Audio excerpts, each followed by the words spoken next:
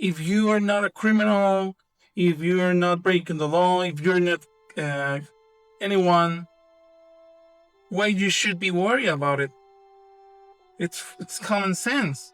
Anybody murders something in the Capitol, capital punishment, capital punishment. If somebody kills somebody in the Capitol, Washington, D.C., we're going to be seeking the death penalty. And that's a very strong preventative. And everybody that's heard it agrees with it. I don't know if we're ready for it in this country, but we have it. It is, we have no choice. So in D.C. and Washington, states are going to have to make their own decision. But if somebody kills somebody, like you could have been killed, very lucky you didn't get killed, it's the death penalty, okay? Well, Mr. President, first of all, thank you for the opportunity I think he will do that. There's no doubt about it. to work for you.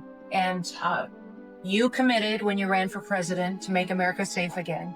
And today, the average family and individual that lives in this country is safer than they've been in years because of what you've done.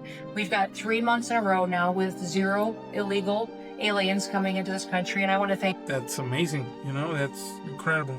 Pete and the Department of Defense for all of their help. They're down at the border with us still, helping us keep that border secure and make sure we know who's coming into this country. You've arrested and brought to justice hundreds of thousands of illegal aliens, the criminals that have perpetuated violence against American people.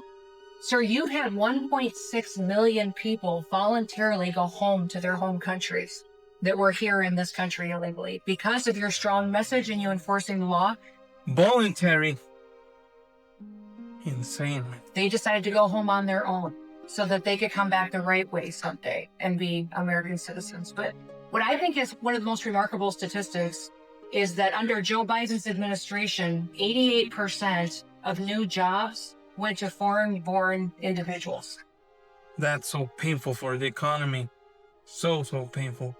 Under your administration, 2.5 Americans have jobs today that they didn't under the previous administration. And He's proud about it.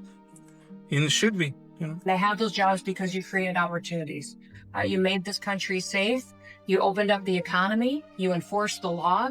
Now people can get up and provide for their families and go to work every day and be confident in that. And the last thing I would say is that it's incredibly important to know that every one of those illegal aliens that has gone home, they were costing us about $8,700 to $9,000 a piece. And that's a lot of money, man. That's a lot of money.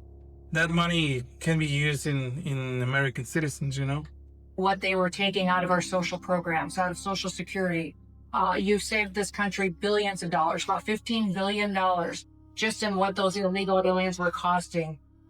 They call it infinite food stamps.